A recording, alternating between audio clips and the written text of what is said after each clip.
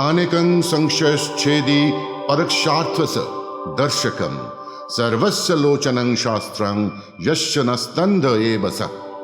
It blasts many doubts, foresees what is not obvious. Science is the eye of everyone. One who hasn't got it is like a blind.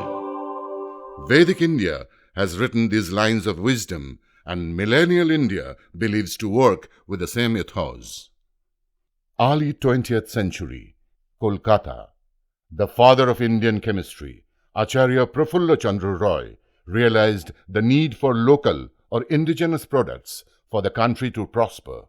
One of his genius students was Satyendranath Bose, who later was immortalized by his works in quantum mechanics as the father of bosons, the founder of Bose statistics and Bose-Einstein condensation. Satyendranath Bose National Center for Basic Sciences, bearing the name of the legendary mathematician and physicist, is endeavoring for scientific excellence. The institute was founded in the year 1986 by the Department of Science and Technology, Government of India. Apart from the regular academic programs and research, the institute is constantly working on different technologies and devices for the benefit of the Indian people. The director of the institute, Professor Dr. Shamit Kumar Ray, affirmed this further.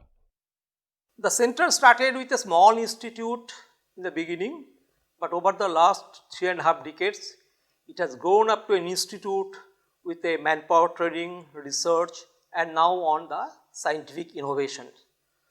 So we have with approximately about 30 faculty members, we contribute to very high quality manpower teaching of integrated MSc PhD course, which is MSc is given by the Calcutta University, PhD students, about 180 PhD students and about 30 postdoctoral students. The quality of the institute is basically ultimately is determined by the quality of publications or the manpower we are training. So our students are placed globally in every good places, in very high positions from IITs, IISc and the foreign universities. And also based on the index of the nature ranking, the institute now ranks among the third among all the DST institutes of India.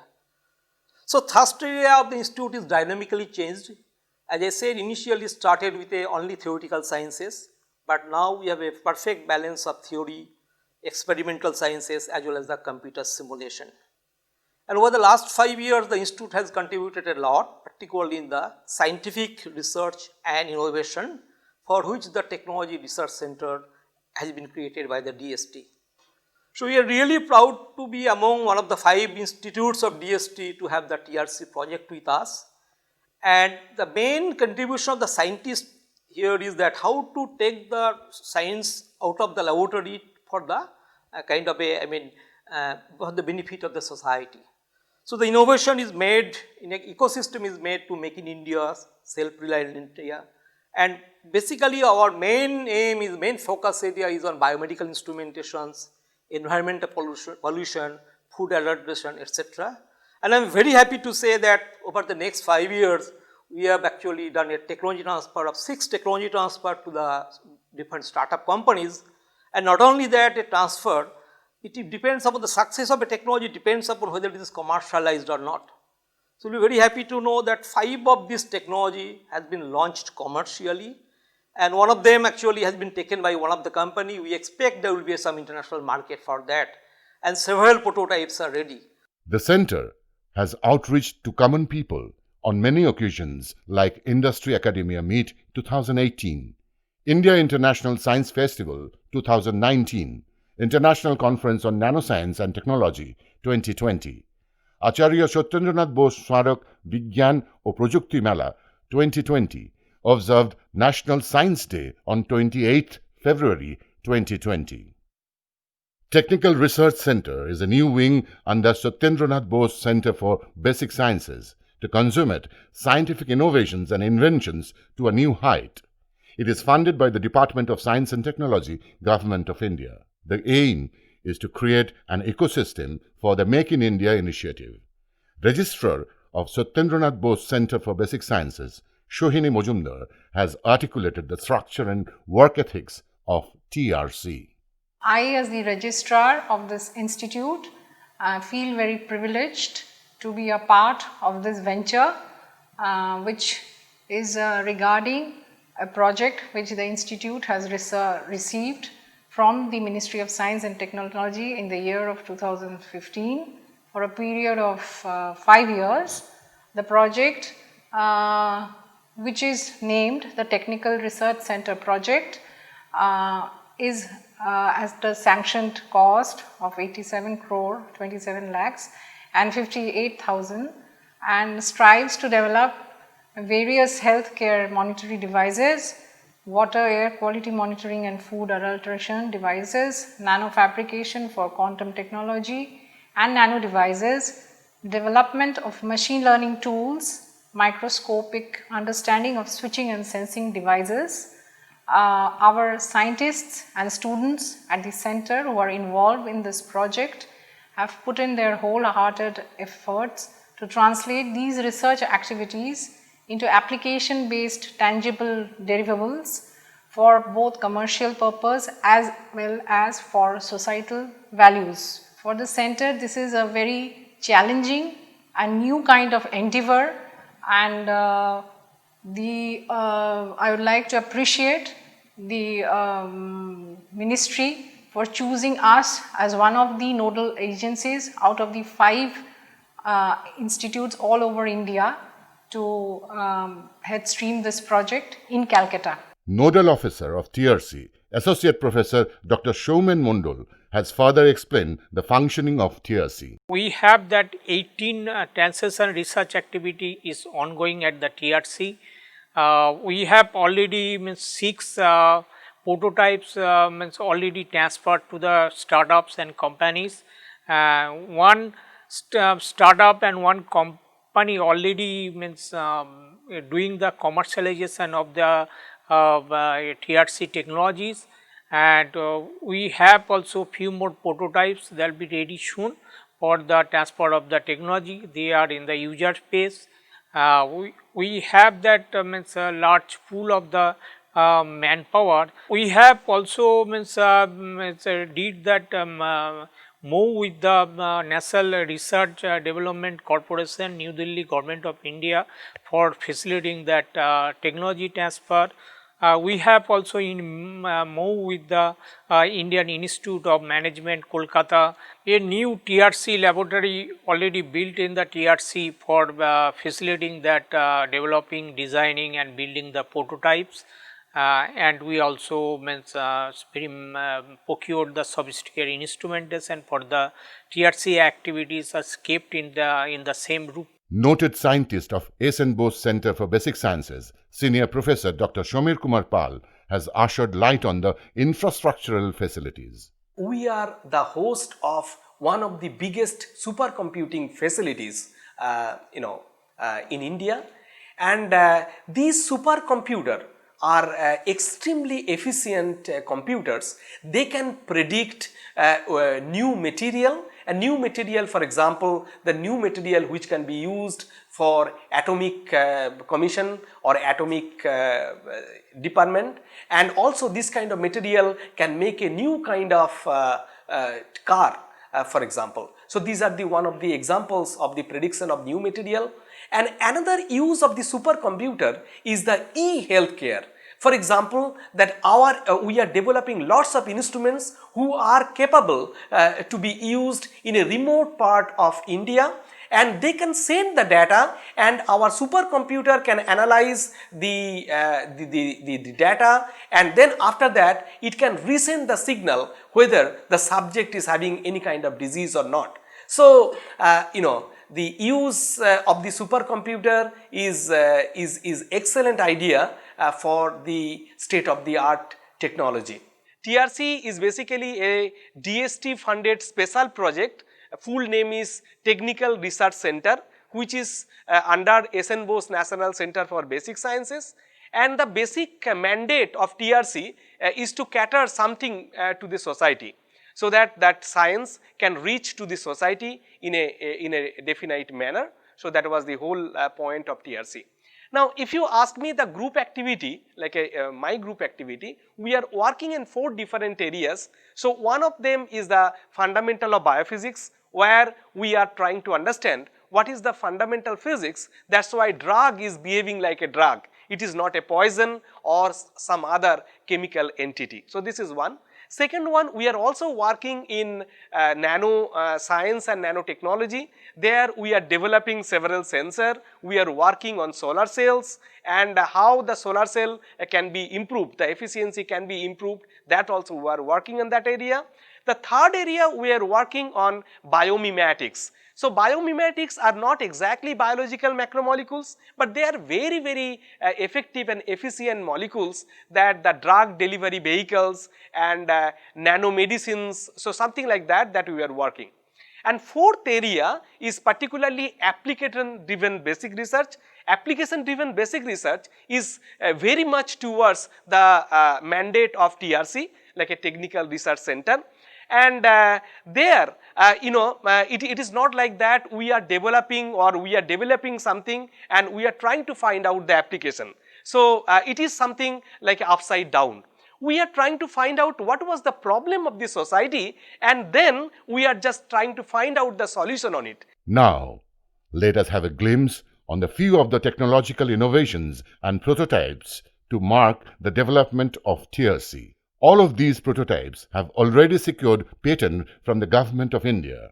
AJO, development and validation of a non-contact spectroscopic device for hemoglobin estimation at the point of care.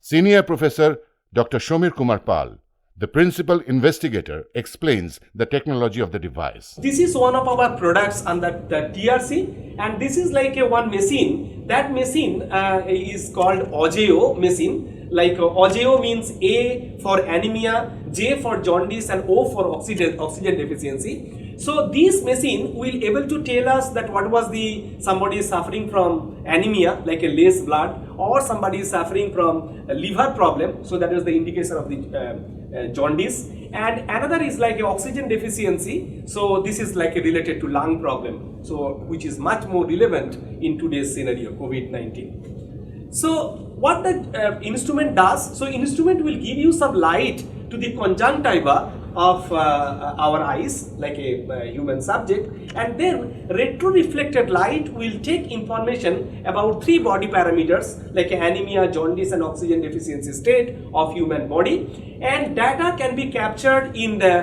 1 second and data can be transmitted to 3000 kilometers so that the other end doctor can say what to do in 3 more seconds. So less than 10 seconds somebody will get the treatment or the advice from a world's expert. So that was this whole point about this AJO, and it has been trialed on several human subject, more than 3000, 4000 subjects, and right now it is in the market. So if you can pay, you can buy it.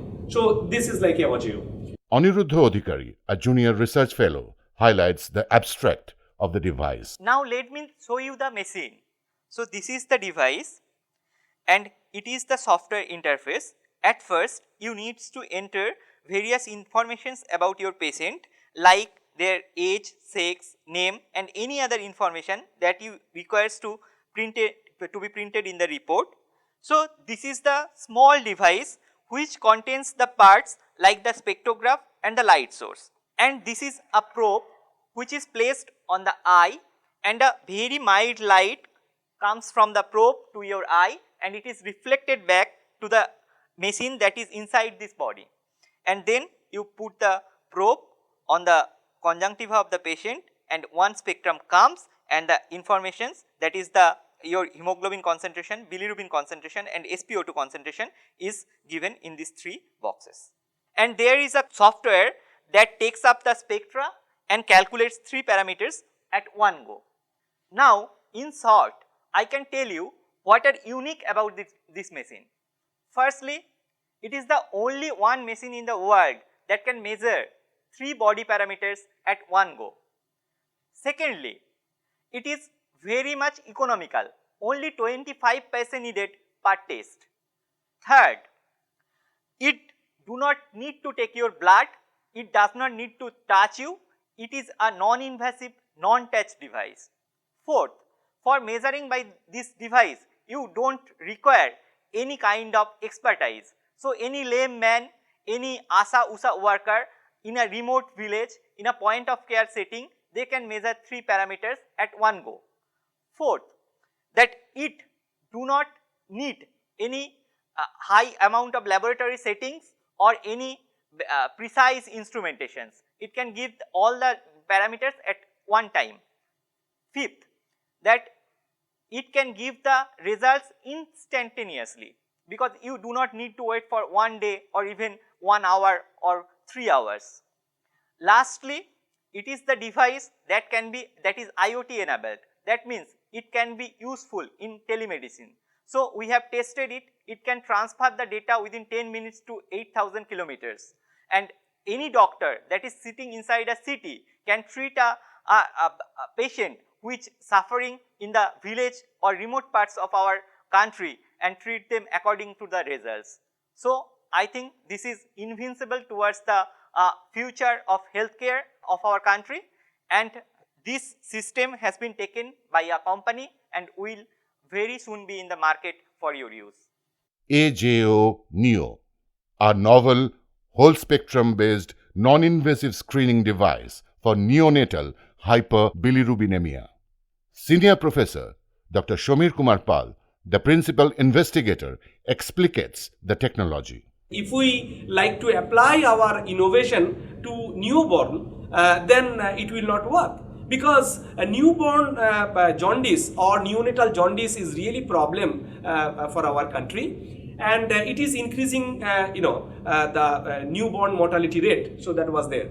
Now if you want to apply this thing to newborn, then the problem is that they rarely opens their eyes, so they always keep their eyes closed, something. So we had to change the strategy, completely different strategy, and we had a completely different innovation. As you can find that we are not allowing the eyes for the testing. We are only using the nails from the neonatal subject, as you find it over there, and then getting all the informations like jaundice, anemia, and oxygen deficiency. So this is a new product, and we call AJO Neo. And also it is technology has already been transferred to some Indian companies, and we are expecting that product will come to the market very soon. Dr. Animesh Haldar, the scientist of this project, introduces the functioning of the prototype. Elevated bilirubin is a problem for the neonatal subject, and for the proper management of the bilirubin content, it is very important to know what is the bilirubin value of the blood in neonatal subject. TSB or total serum bilirubin is the conventional method by which we can measure the bilirubin content in the blood. For the routine measurement or the repeated measurement of the bilirubin, repeated pricking, blood pricking is a problem. It can lead to different problem in future for the baby. So that's why there is an introduction for the transcutaneous bilirubin meter. So though in the market there are different numbers of transcutaneous meter available, still we have developed a new instrument, the transcutaneous instrument, which is named as the AJO Neo. So what is the basic things of the machine? Here you see this is the schematic of the instrument, where we target the neonatal nail plate, because this is the only transparent and the thin plate that can give us the proper information from the blood, because we are targeting to measure the blood vessels which are just under the thin nail plate of the neonatal subject. So it will be very much easy for the instrument to pick up the information about the blood. And you see the blood, then we have developed the indigenous software. This indigenous software, what it did, it just collect the information that retrieved from the instrument, and then we analyze the data, and we found what is the bilirubin content of the blood. And this is the total, we have an experiment on total 1968 subjects, and we found a very good correlation with the conventional method, that is the TSB. So this is the instrument that we have developed, and the features of our instrument, which is we say as AJO Neo, that whether the another instruments, transcutaneous bilirubin, which is available in the market, their reading is highly affected when the patients or the subjects are under phototherapy condition. So our device, the AJO Neo, is free from this situation, but because it is very much useful in phototherapy. Not only that, it has a very high selectivity and the sensitivity also. It is non-invasive because you need not to touch the probe to the nail plate. So, and another thing is that it is free from the pigmentation. So, this is the overall aspect of this instrument, and another thing is that it is free from any risk factor, means if the baby comes with a different risk factor associated like sepsis, ABO incompatibilities, it is not affect at all with the to measure the exact bilirubin content of his blood. This is the device Ogenio, and here you see the probe is there. There is a two connector, one for the excitation connector and another is a collection connector. The light is coming from this tip. This light will go and hit the neonatal nail plate, and it just collect the intermediate collector fiber is also there, which actually collect the information that we retrieve from the blood vessels just under the nail plate, and the information is fed to the instrument. The detector is inside the instrument, and we have developed the indigenous software. With that software, the collected information will be translated, and the translated information will convert according to the calibration to the value. The patient ID is given. This is for in hospital ID is given to the particular subject. So, this is the input panel. You have to insert the patient ID. According to the patient ID, the database will be saved inside the computer and in the cloud also, and from anywhere you can download, you can access the information. Union Health and Family Welfare Minister Dr. Harshvardhan has congratulated for this innovation on his Twitter page. FEFLU, selective and fast responsive sensitized missile for detection of fluoride level in drinking water. Senior Professor Dr. Shomir Kumar Pal elucidates the technology.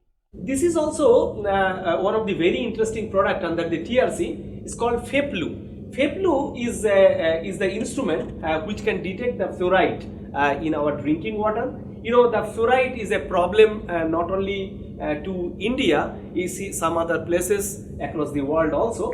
So what it can detect, because it has a nanoparticle, very small nanoparticle over there, and so if you just give some water which needs to be detected that whether it is having fluoride or not, then you can give it over there and it will give some fluorescence, and this fluorescence can be detected by using the instrument that we have developed over there, and immediately somebody can tell that what is the level of fluoride, so that you can make a management accordingly, that what to do, like it needs a defluorination or we can allow the water to drink. So that was there.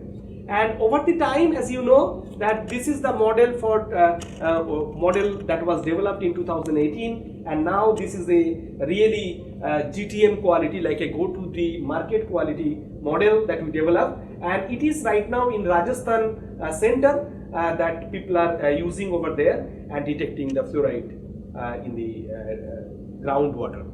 Riya Ghosh, the project student, describes the prototype. FEFLU stands for Iron Assisted Fluoride Sensing. FEFLU is basically based on the principle that it consists of a nanomaterial which is incorporated with iron. With the increase of fluoride in the drinking water or in the water sample, the fluorescence of our nanomaterial will increase. Fluoride is not only a contaminant in drinking water globally, but also in parts of India, mainly in Rajasthan, Jaipur and in Gujarat. So, based on this principle, we have developed a device which is also called FEFLU. Now, the working principle of the device is it consists of a cuvette holder where we put the water containing the fluoride contamination, and we have a pi based camera system. The pi based camera system clicks images of the fluorescence intensity, which intensifies with the increase in fluorine and gives the concentration of the fluoride present in the water sample. Presently, the instrument is in a working condition in a field trial condition in Rajasthan, MNIT, and the main USP of our developed fluorine device is it can even sense fluoride in presence of aluminium ions. Now, what is the most important part is the standard electrode system cannot quantify the amount of fluorine in presence of aluminium, which is a main source of defluorination, especially using the Nalgonda method. However, our prepared device and a sensor system can quantify the amount of fluoride in water samples even in the presence of interfering aluminum ions. This is the water that contains the fluoride ion along with our prepared sensor. We will detect and quantify the amount of fluoride in this water sample with our developed software and device. So firstly, I will put this water containing the fluoride and the sensor in the cuvette holder of our prepared device, and this is the software which will give us the result of the amount of fluoride that is present in the water sample. NALIC, a device for rapid, reliable, and simultaneous assessment of sodium, lithium, and potassium for management of fluid balance and bipolar disorder in human subjects. Senior Professor Dr. Shomir Kumar Pal explains this medical device. The instrument name is NALIC. So NALIC is an abbreviation of Na, that is the sodium, Li, that is the lithium, and K is the potassium. So we will able to detect sodium, lithium, and potassium at one time from a human body. Like we may use blood, we may use sputum, something like that, and we can detect. So good point about this, like if you want to detect the three parameters, then you have to use at least two very costly instruments for the blood test. One is called ion selective electrode, and another is the atomic absorption spectroscopy. So they are very expensive, something like that. But here is very easy. So this instrument also has already been trialed to a tropical medicine in Kolkata, and it is working fantastic, and we are looking for the entrepreneur to come to us for the technology transfer. So this is ready for the technology transfer.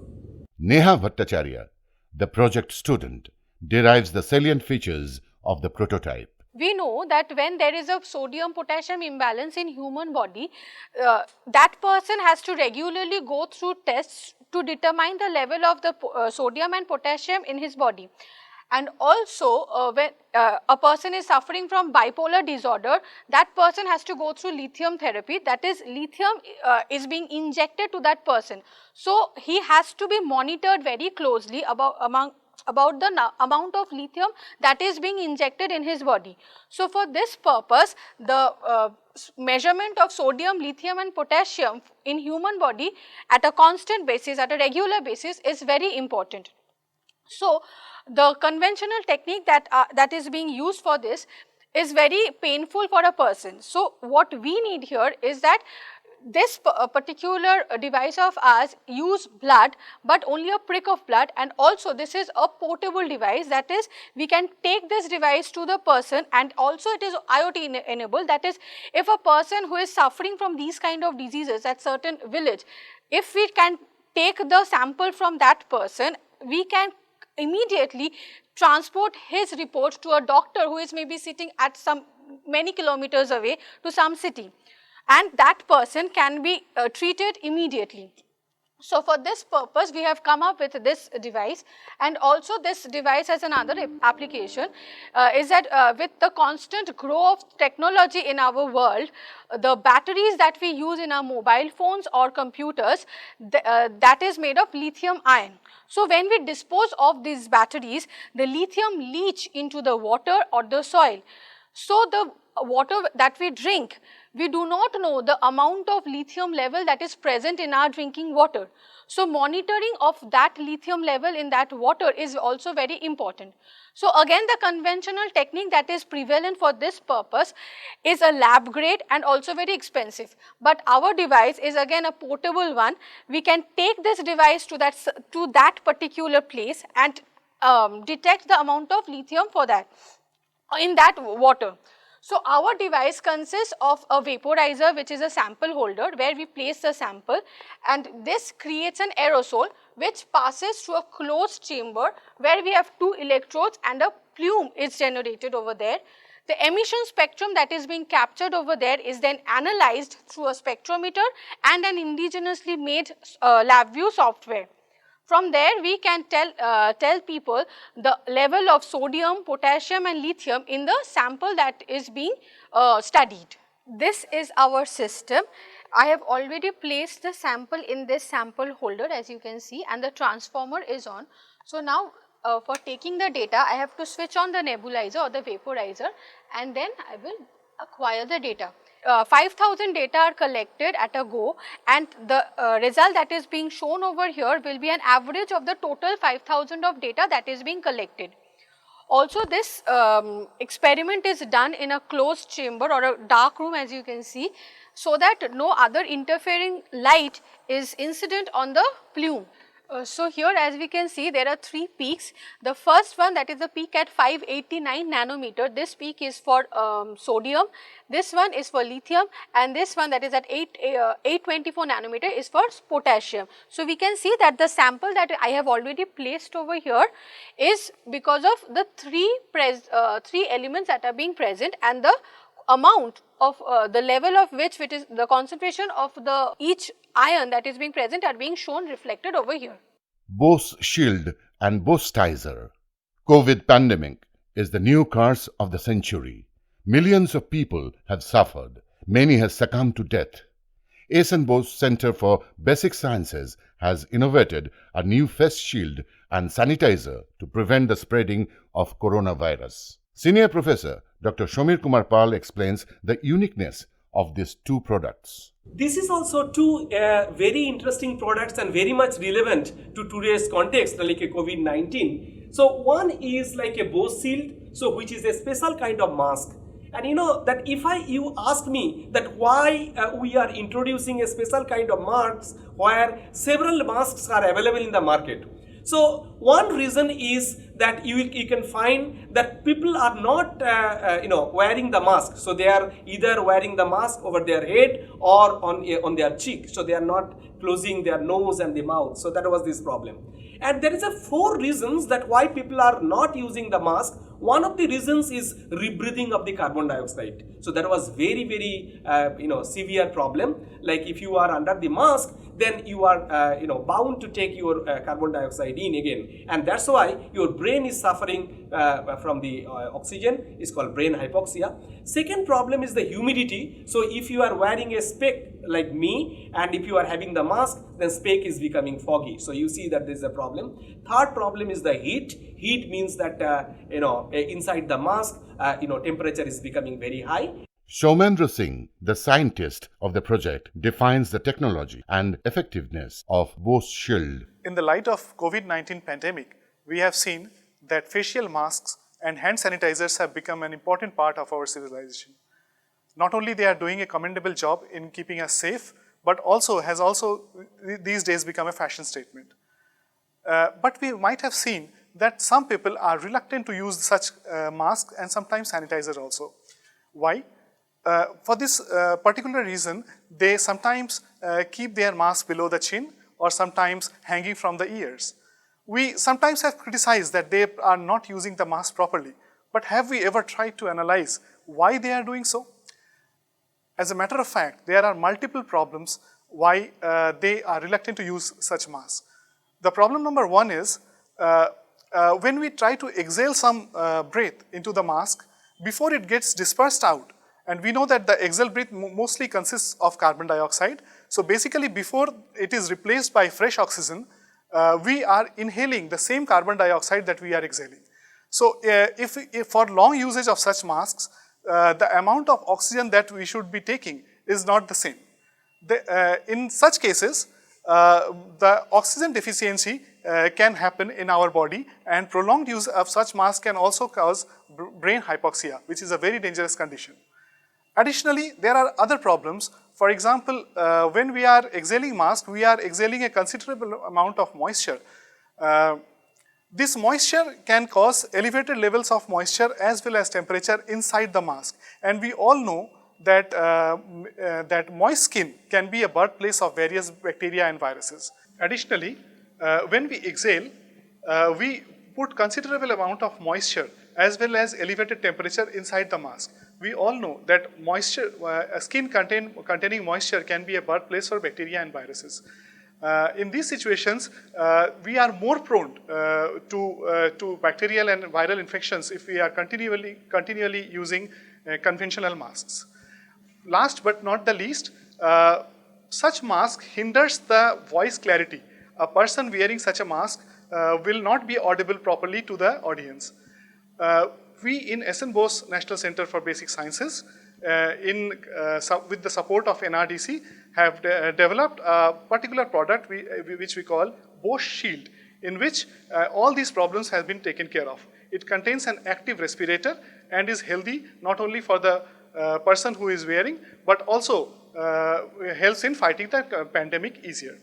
Similarly, in case of sanitizer, we have seen that continued usage of sanitizer dries up our skin. This is because there is a large amount of alcohol in it. Such sanitizers will immediately kill the viruses, but the person will be immediately prone to bacterial or viral infections once again. Contrary to the conventional masks, which are normally passive elements and which do not contain any active parts, for example, any battery or any parts that runs with current, this mask contains an active respirator.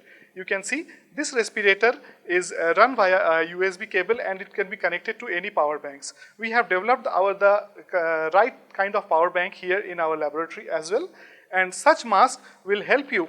And it also contains a layer of antibacterial cloth which helps the exhalation of any kind of microorganisms out in the atmosphere. So it is not unsafe for other people who are in close vicinity with the person using such masks.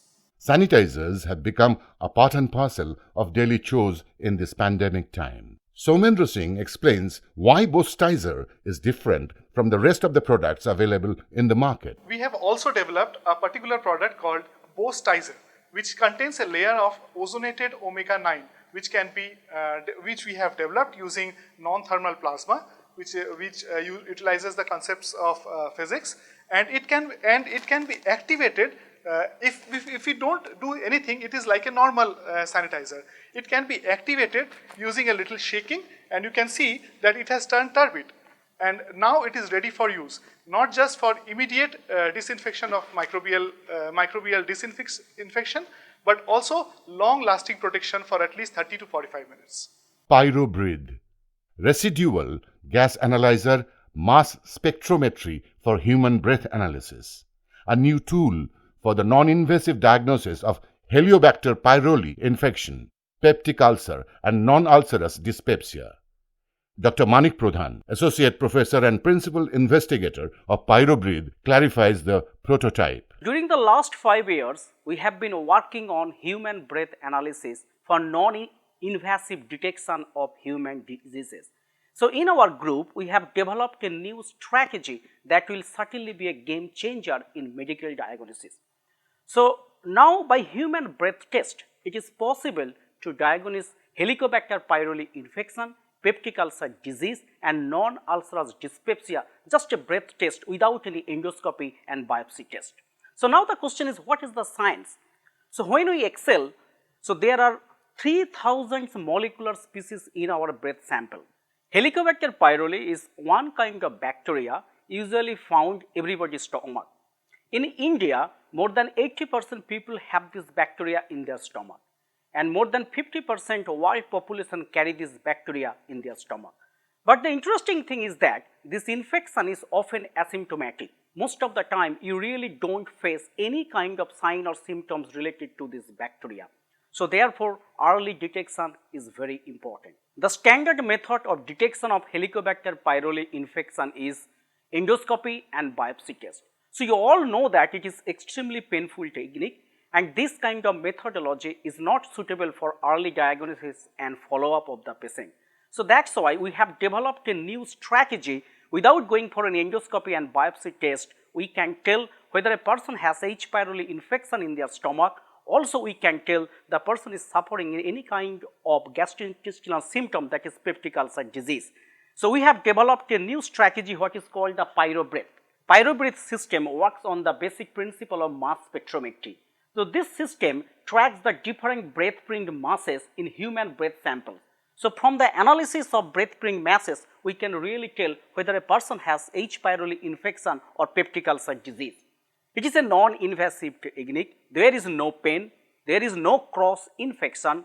We can repeat our test as many times as we want. Also, this kind of methodology is attractive for any ages. For example, infant, children, pregnant women, and the lactating women. So, where actually endoscopy and the biopsy test are not very easy to perform.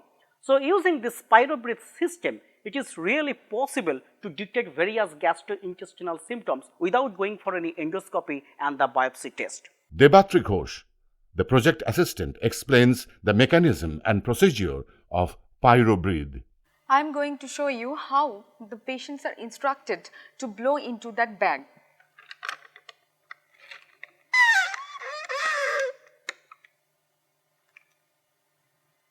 The primary requirement of this bag, this has the two compartments. One is the discard bag that will exclude the exhaled oral cavity breath, and the collection bag which will actually store our desired sample, that is the inner alveolar breath. Now, when I will connect this breath bag with that analyzer, PyroBreath analyzer, and will allow the passage of the gas through it, now you can see the screen where it is showing that the molecular masses of the breath print is changing, and it is distinctively different in case of individuals with peptic ulcer disease and with non-ulcerous dyspepsia. If you developed a disease, that is the peptic ulcer or non-ulcerous dyspepsia, it will change according to that. So, basically this PyroBreath analyzer is giving us a breath imprint in case of disease individuals and the normal individuals. It is a better non-invasive methods rather than that conventional endoscopic and biopsy test. It is giving the value that is 2.5. If it is higher than the 2.5, that is the cutoff value. If it is that higher than the 2.5, then we have to conclude that the patient is H. pylori positive, and if it is lower than the cutoff value, then he may develop any other symptoms rather than that H. pylori infection. So, this system is under the process of technology transfer for commercialization purposes. 3 startup companies, they have already shown their interest. They want to take this technology and bring into the market for commercialization, and hopefully the technology transfer will be soon. Union Health Minister Dr. Harshvardhan has congratulated for this innovation on his Twitter page. Milky Way, spectroscopy-based detection of adulteration of milk. Dr. Shoumen Mondol, Associate Professor and the Principal Investigator of Milky Way, ascertains the idea and methodology of the prototype. Milky Way is built in under the TRC, which basically use that spectroscopy techniques to accessing the quality of the milk. India actually produce about the 20% of the total global milk. This stand in the first, followed by the US in the second, third is the China. A recent survey by the Food Safety and Standard Authority of India reveals that there is a local unbranded milk is severely contaminated by the several adulterants, and it produces huge health risks to the consumers. So, this instrument basically made for detecting the quality of the milk. You know that water is the main adulterant in the local milk. It helps not only to detect the quality of the milk, immediately it will tell that quality is not up to the mark. Lopamudra Roy, the project student, explains how Milky Way determines the impurities of milk.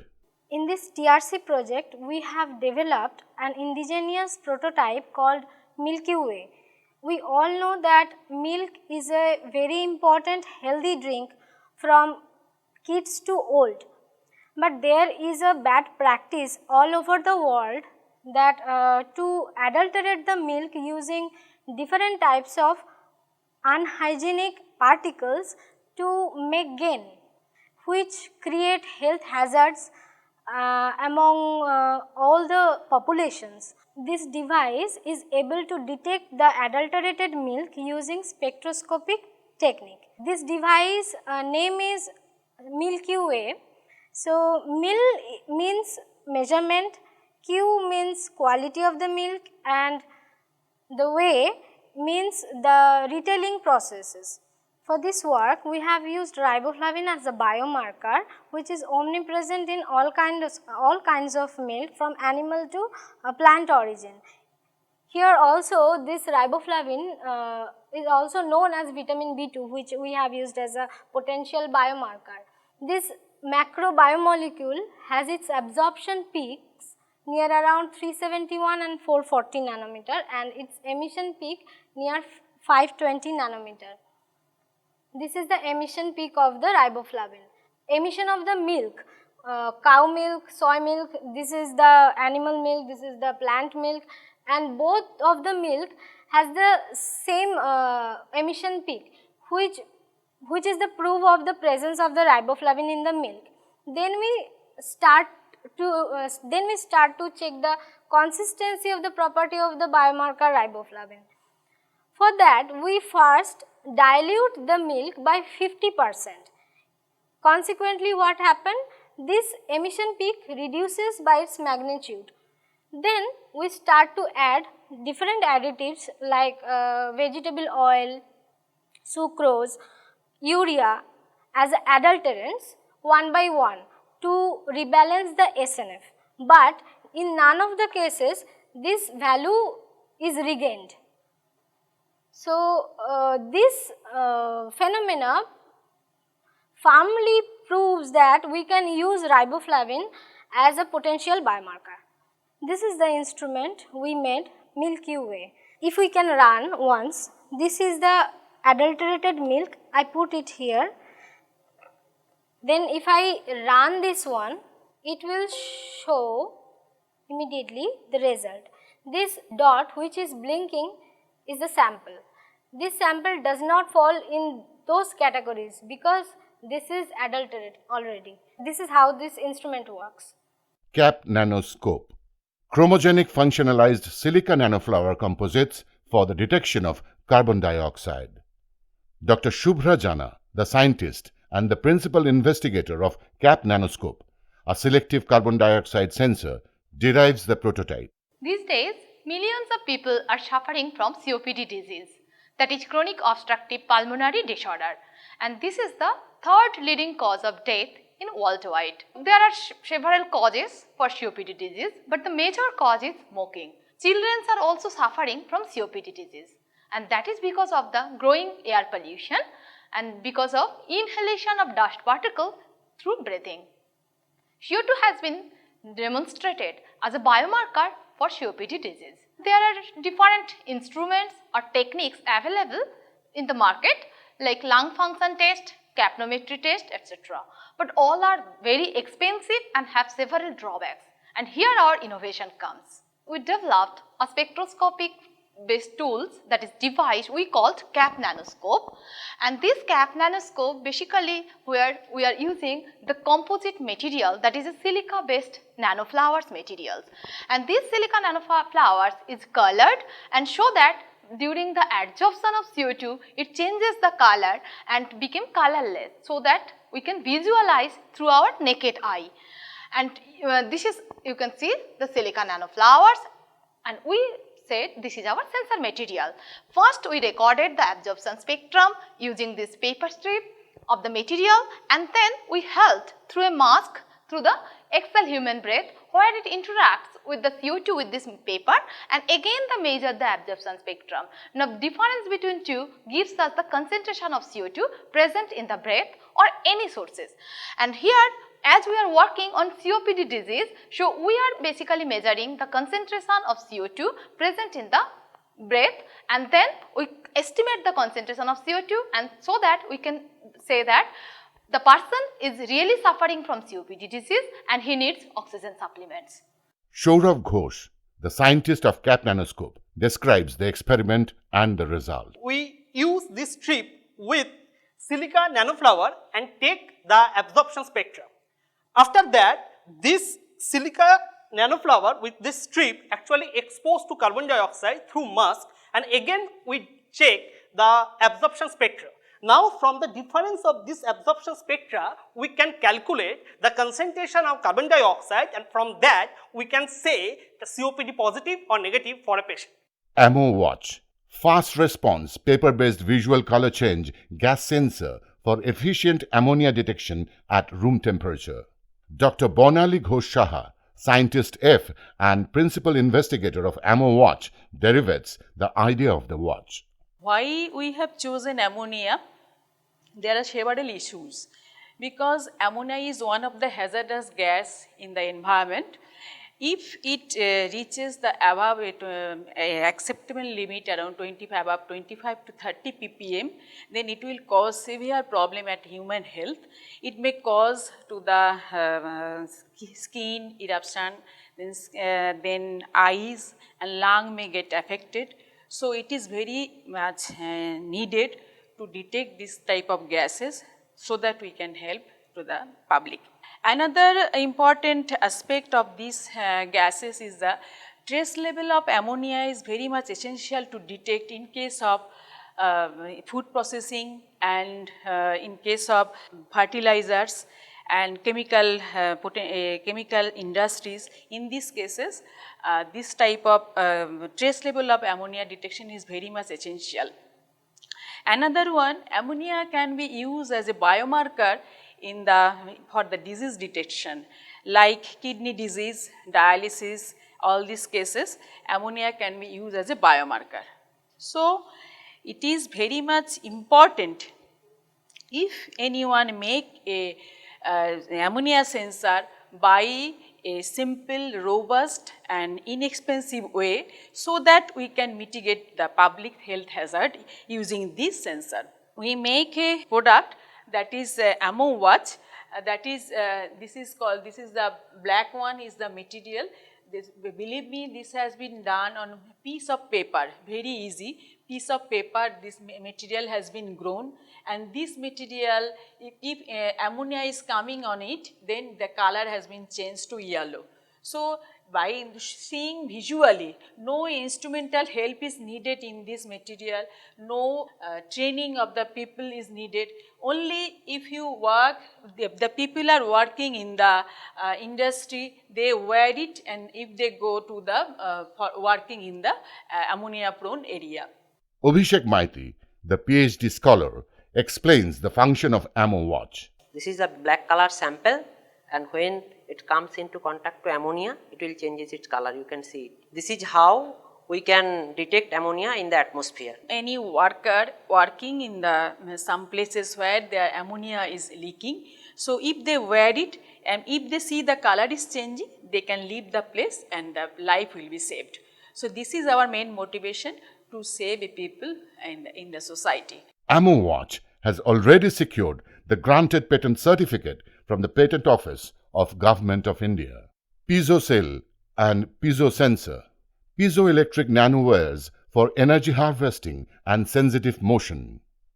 Dr. Bornali Ghosh Saha, Scientist F, is the principal investigator of PiezoCell and PiezoSensor. Dr. Ankita Ghatak, the project scientist, who is the co-principal investigator, has ushered light on the methodology of PiezoCell and PiezoSensor.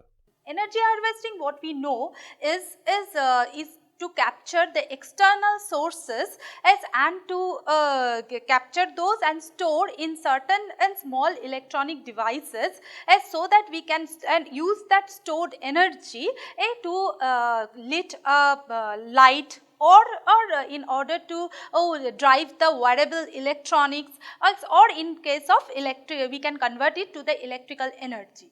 So this is our main motivation. PiezoCell is a device which is based on a piezoelectric material. So what is a piezoelectric material? It acts on basic concept of physics, that is, when we apply a mechanical strain on that, it produces an electrical energy. So this is electrical energy can be stored in form of charge and in a capacitor, and that can be used afterwards in several charge devices like charging mobiles and driving LEDs and many other devices. So, this piezo cell is based on one-dimensional nanowires, and this nanowire material is lead zirconate titanate. It has a tremendous application and in the field of piezoelectricity, ferroelectricity as well as pyroelectricity. That means it can be used in the case of high temperature electronics also. So, in this piezo cell we have mainly used a very basic circuit of in our basic physics, which we have learnt in our school books, and that is a bridge rectifier, which it takes the AC signal that comes from the material, and after when we apply a strain on that, and then it through a load resistance it converts it to an output voltage, that is we get a DC signal. And this is we have worked on a one-dimensional system, that is a nanowire which has a pointed tip, and that helps us in the connectivity as well as in the efficiency of the device. And this device is has an output voltage of around 8 volt and can drive an LED which has a power output of 1 milliwatt. So, according to our piezo cell, it has a very tremendous application and in the field of wearable electronics, as it has been developed on a piece of plastic which is very much cheaper and can be also used in low temperature, that means at room temperature, and can also be used at high temperature. Snehamoyi Hajra, the PhD scholar, explains the utility of the prototype. The circuit that is required for the energy harvesting and to power microelectronic devices is here.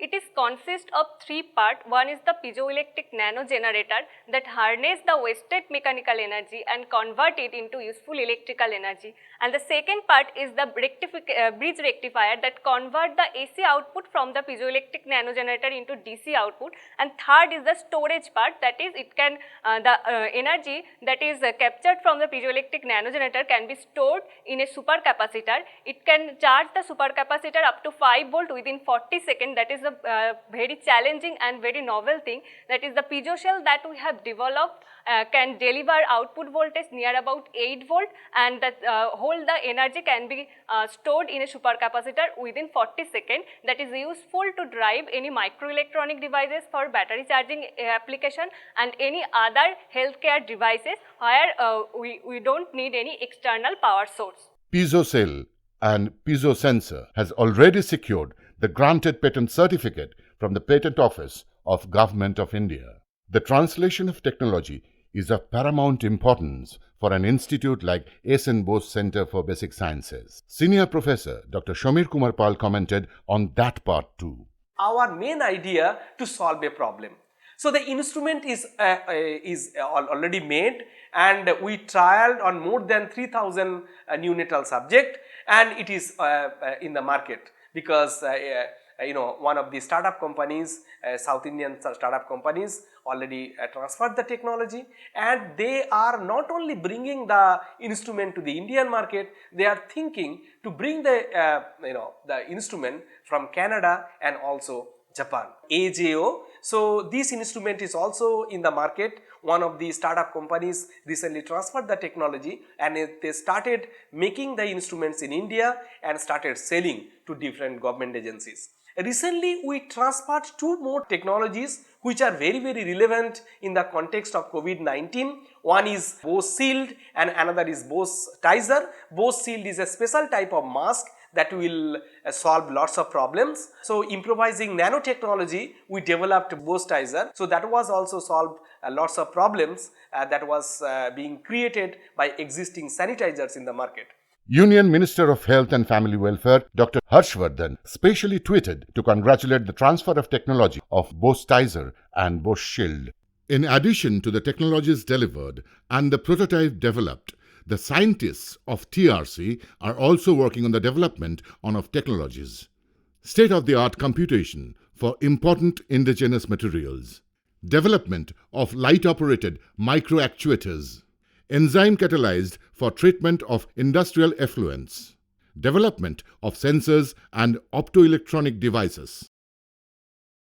I think the institute will have a really an impact of self-reliant India in near future and definitely over the next decade. On a concluding note, Professor Dr. Shomit Kumar Ray, Director of Satyendranath Bose National Center for Basic Sciences, has acknowledged the generous support of the following: Department of Science and Technology, Government of India, members of the National Advisory Committee of TRC Project, NRDC, the partner for technology transfer. The director has also extended his thanks to Professor Dr. Shomir Kumar Pal and his team for making the TRC project very successful through several technology commercialization. The Technical Research Center of Satyendranath Bose National Center for Basic Sciences will touch the new zenith in the years to come with many unrivaled technologies which will enable us to live a better tomorrow.